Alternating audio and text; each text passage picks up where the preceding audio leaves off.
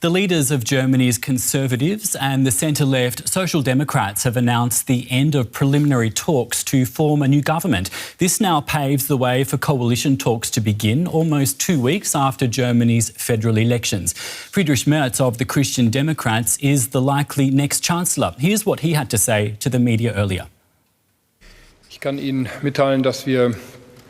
I'd like to inform you that we have concluded the preliminary talks between the Christian Democrats and the Social Democrats. We agreed on a joint paper as a basis for the coalition talks. The three main areas which we've reached an agreement on are migration, public financing, as well as the labour market and the economy. And DW correspondent Alex Gerst is following this story for us. Good to have you here, Alex. Now, tell us, what is the main agreement that's come out of these preliminary talks? Well, most notable certainly is the agreement in migration policy. So we're talking now about rejections of asylum seekers at the German borders. This was a core promise of Friedrich Merz's election campaign. His thinking always has been, whenever someone seeks asylum here in Germany, then he usually enters from a European country, so usually from Poland, so a secure country, which means that basically he has no right anymore to be protected here in Germany. This is Friedrich Merz's thinking. It's a very controversial idea of him. It's also unclear whether this is in line with EU law or not, so this will be up to the courts to decide. Also agreed, or in this paper that we now can access, we can read about more border controls from day one of a new government, to reinstate also the term limit as a goal of migration policy here in Germany, and also an end of family reunification for those seeking protection here in Germany. So lots of conservative speaking points in that first draft, which is also, I think, one reason why the Social Democratic leaders, Saskia Esken and Lars Klingbeil, they have rather been silent during this press conference and didn't talk so much about migration policy, because the Social Democrats certainly will have to, it's a lot to swallow for them and for many Social Democratic Party members. Exactly, particularly for a centre-left party like them. Now, so we have this agreement after these preliminary talks. What does it mean now for the formal coalition talks between the Conservatives and the Social Democrats? Yeah, it looks like now the biggest challenge for coalition talks is out of the way. So this 11-page paper now is the basis for coalition talks that could start already next week. This is a framework yet, so we shouldn't overestimate it. There remain some challenges within the coalition talks that we expect now. For example, how to make those rejections at the borders legally binding, legally secure, because, as I've said, its legality is being questioned by many. And also another challenge is that this coalition contract, if it then is a contract in the end that parties have agreed on, also needs to pass an SPD party member vote. And that could be difficult because, as you've said, the Social Democrats are a centre-left party and they had to swallow a lot during these talks. OK, Alex, normally these types of talks in Germany drag on for months. This all seems remarkably quick, considering it's just 2 weeks since the elections. When can we expect a new government to begin?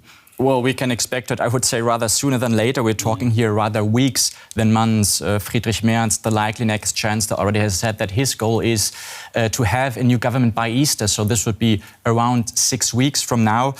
It is ambitious, an ambitious time plan, but I would say it is also a much-needed ambition because if we look at the international crises surrounding Germany, so the Ukraine war not being over, US President Donald Trump shaking up the international world order, of course, also is something that will keep Germany busy. Also domestic issues. Germany's economy is in recession.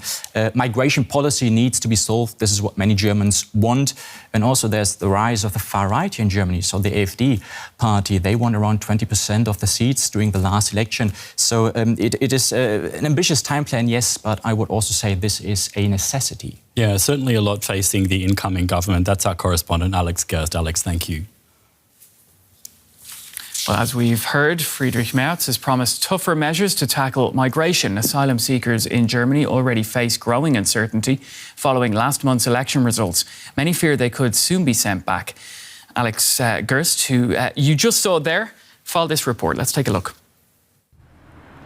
If it were up to Friedrich Merz, this bridge linking Poland to Germany could be the last stop for asylum seekers before they're turned back. Merz wants to prevent them from entering Germany and return them to other EU countries so their asylum applications can be processed there. Following several deadly attacks, his party manifesto also proposes deporting asylum seekers with criminal convictions back to countries including Afghanistan and Syria. But some fear his measures could affect many more. At this refugee arrival centre at the German border, Merz's plans are causing uncertainty and concern. The most that I've seen at the camp are not here for fun. They're not here. They are here because they really need the help. That's all I can say. So at least he should be considerate of them. Yeah, because everyone has their own story. I've always been afraid since I came here. Yeah, we always live in fear, that's the truth, because it's not our home and we are seeking asylum. I cannot return to Syria because our house has been destroyed. We don't have any money to have a home, for example, or even a place to live. You probably have no idea about the racism, deportations, beatings and the physical and psychological abuse that refugees experience in Turkey, so I was forced to flee from there. The arrival centre is in a district where many agree with anti-migrant positions and where around 1 in 3 cast their vote for the far-right AFD in the election. Deport them. Everyone who can't behave should be deported. It would be good. What are they still doing here? You don't hear anything about war anymore in their countries. They should go home, rebuild, and they can take their families with them. End of story. I think it's fine to deport those who have been granted temporary leave to remain or have been rejected. I have no problem with that. I'd even be glad. Merz has said he would declare a state of emergency in order to enable stricter controls on Germany's borders, which are subject to Europe's Schengen Agreement on freedom of movement. But there's uncertainty about the legality of that. You cannot just reject people on the basis of irregularly coming to the country when they are seeking asylum. This is just not foreseen. There is really not an emergency at the scale that would require that kind of, priority being given to national law. I think Germany should continue to insist on European solutions, because if Germany also gives up, I think that might be the end of Europe as we know it.